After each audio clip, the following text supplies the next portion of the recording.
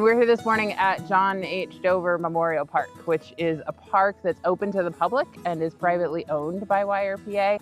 We're really excited to invite people out here. A lot of people in Billings haven't heard of this park. So this is what it looks like on a beautiful September day. John H. Dover began homesteading on the property in 1882 and grew his Shorthorn cattle ranch into a successful multi-generational operation.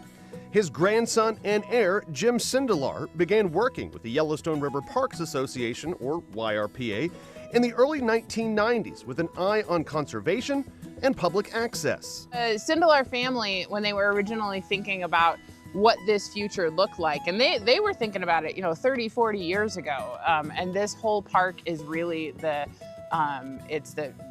legacy in terms of it being a space that's open to the public. A number of years ago, they were interested in having their historic ranch property opened up for the public to enjoy.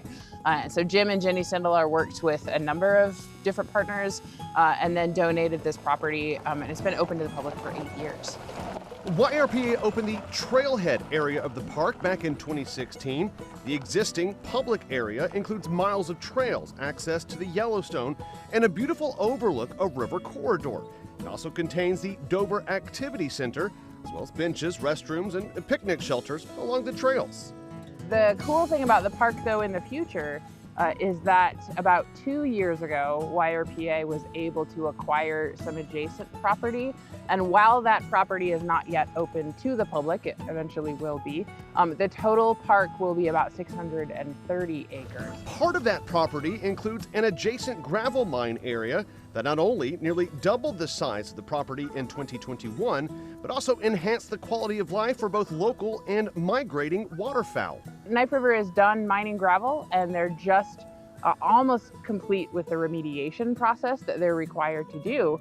As part of the gravel mining process, they dug a bunch of holes in the ground to get out the gravel, and then those holes filled with groundwater.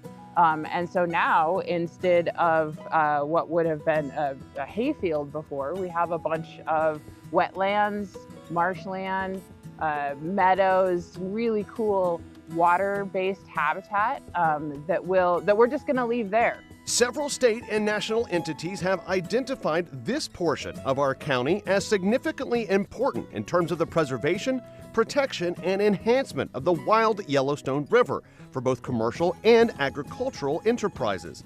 And a lot of that is due to the habitat potential of the cottonwoods. Cottonwood galleries are critical habitat for a lot of different creatures that live along the river, and the cottonwoods depend on flooding in order to germinate. And in a lot of the river corridor of the Yellowstone, the river is being hemmed in by armoring, by riprap. The water itself is being distributed into agricultural fields. So trying to find spaces where we can preserve that historic habitat is really important. YRPA believes that investing in natural landscapes provides community benefits that simply don't exist in the same way as a housing or commercial development. People move to Montana because of the natural environment. The economy of Montana depends on a healthy natural environment. We're talking about agriculture or tourism or even oil and gas development.